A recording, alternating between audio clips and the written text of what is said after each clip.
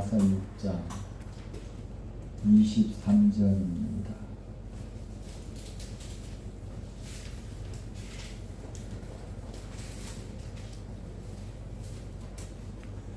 다 같이 합독하겠습니다. 로마서 6장 23절입니다. 다 같이 합독합니다.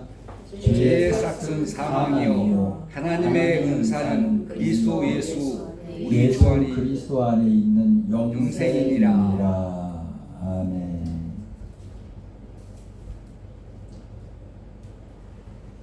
무더위 속에 한 주간, 또 비도 오락가락하는 한 주간,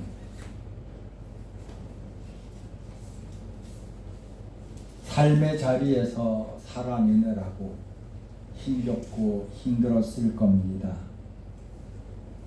제가 하나 묻고 시작하겠습니다.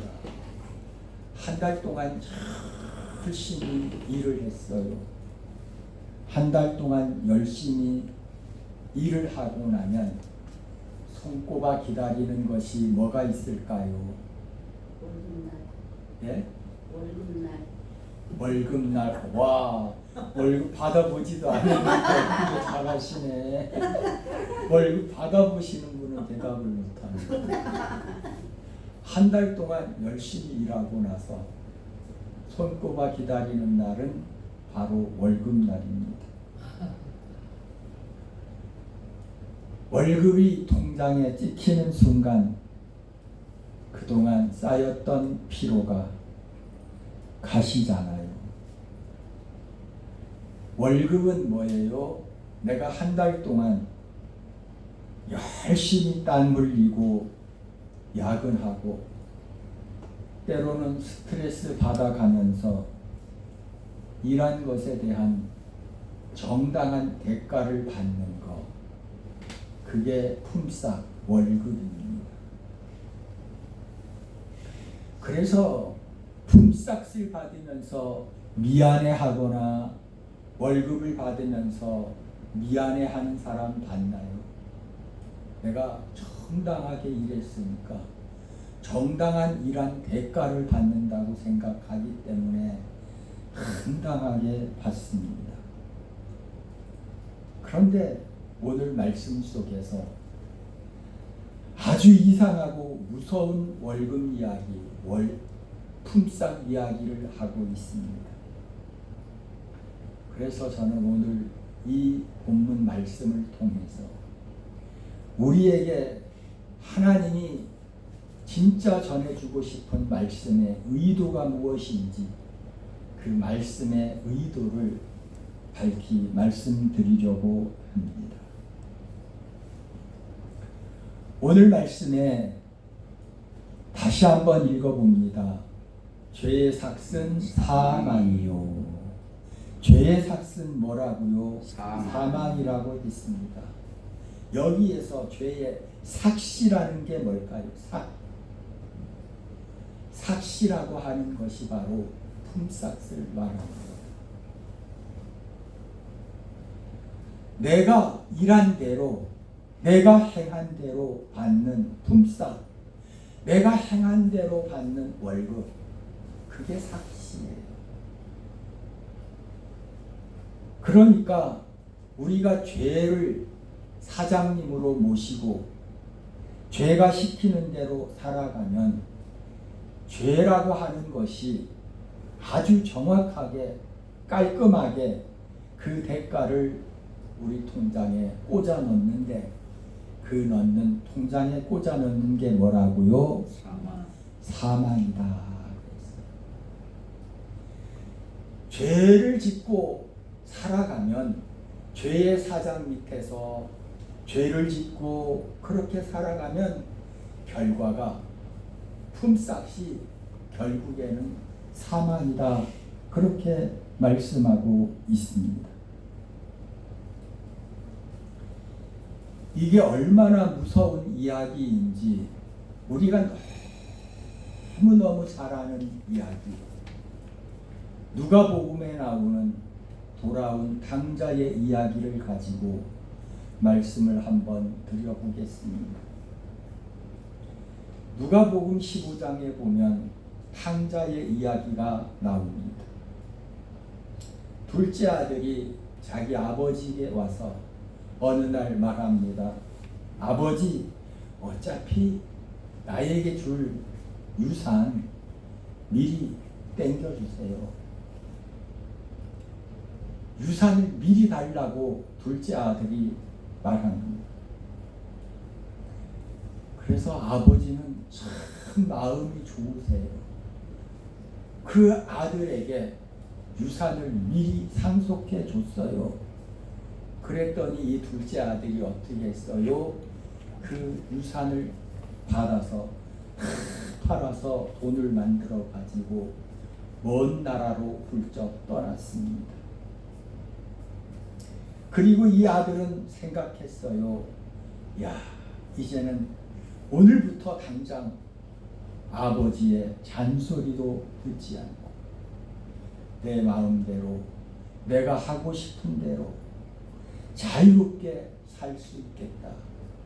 야, 오늘부터 나는 신나는 인생이 시작되는구나. 그러면서 이게 인생의 낙이지. 둘째 아들이 그렇게 쾌재를 불렀어요.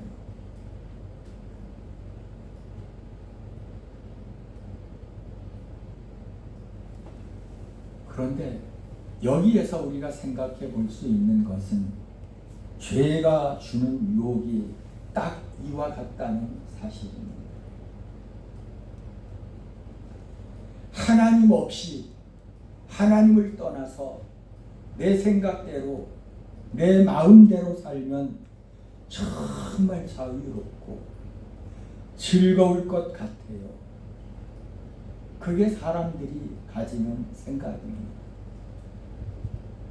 처음 교회를 나오려고 하면 어때요? 아이고, 제약받는 게 너무 많은 것 같네. 내가 자유롭게 살고 싶다.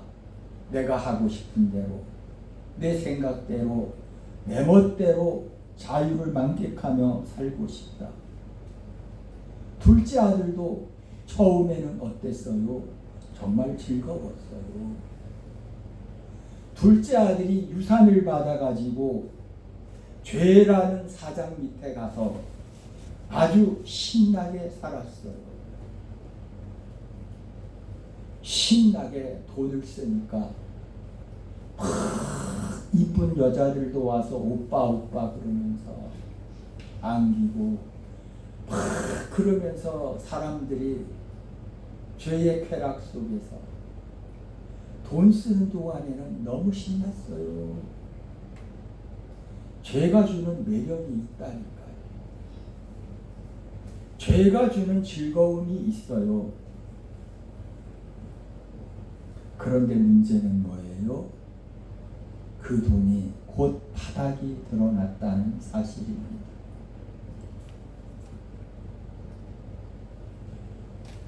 돈이 바닥이 드러나고 죄악 가운데서 죄악 속에서 살고 나니까 그에게 청구되는 품삯이 뭐였습니까? 큰 기근이 닥쳤고 결국에는 입에 풀칠하기 위해서 돼지치는 일을 하게 되었습니다.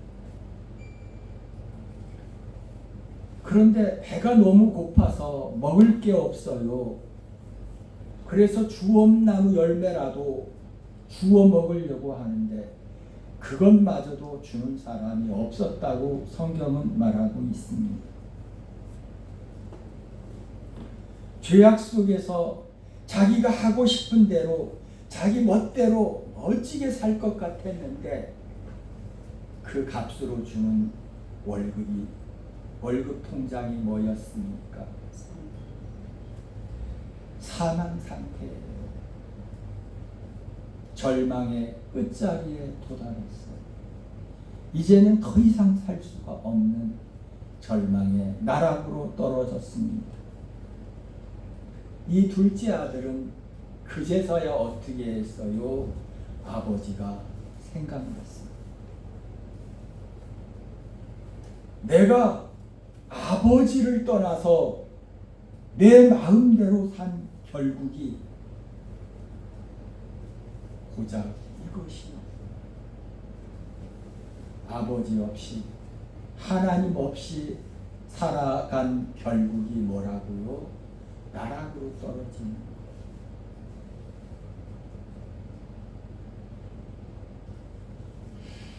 우리는 여기서 잊지 말아야 하는 것이 있습니다. 죄는 결코 공짜가 없다는 사실입니다. 죄를 짓고 나면 반드시 품삯이 와요. 그 품삯이 뭐예요? 사망이라는 품삯이 아주 치명적인 대가가 온다는 사실입니다. 이 땅에서도 죄를 지면 반드시 죄의 대가를 치러야 되게 되어 있습니다. 결국 이 둘째 아들에게 손에 쥐어주는 정당한 대가는 뭡니까? 영혼의 피폐함, 하나님과의 끊어짐, 영원한 죽음이었습니다. 우리는 이 사실을 명심해야 합니다. 죄의 삭은 뭐라고요? 사망이다.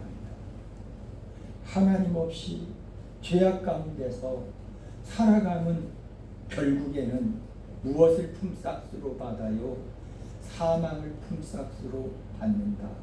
그렇게 말씀했어요. 그런데 오늘 말씀이 만약에 여기에서 끝나버리고 말았다면 우리 인생에 아무런 희망이 없을 거예요. 정말 절망 속에서 살아갈 수밖에 없었을 겁니다. 그런데 바로 그 뒤에 이어서 나오는 말씀이 반전을 이루고 있는 말씀이에요. 그 뒤에를 같이 읽어볼까요? 하나님의 은사는 그리스도 예수 우리 주 안에 있는 영생이니라 하고 있습니다. 하나님의 은사는 그리스도 예수 우리 주 안에 있는 영생이다. 여기에서 은사라고 하는 말은 선물을 말합니다. 선물. 그러면 여기에서 우리가 잠시 생각하고 가야 할 문제가 있어요. 품삯과 선물의 차이가 뭘까? 품삯, 월급은 뭐예요? 내가 피땀 흘려 일한 것에 대한 대가를 지불받는 것이 품삯이에요. 내가 일한 만큼, 내가 수고한 만큼 대가를 받는 것, 그게 월급이에요. 그런데 은사는, 선물은 뭐라고요? 내가 한 거 아무것도 없어.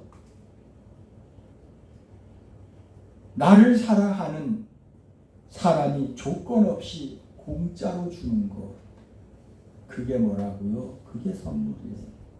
선물은 공짜예요. 대가를 바라고 주면 그건 선물이 아니에요. 대가를 바라면 그건 뇌물이지 결코 선물이 될 수가 없어요. 우리가 죄의 월급을 받고 영원히 죽을 수밖에 없는 그런 죄인이었는데 하나님은 우리에게 그 사망이라는 월급 대신에 선물을 가지고 찾아오셨어요.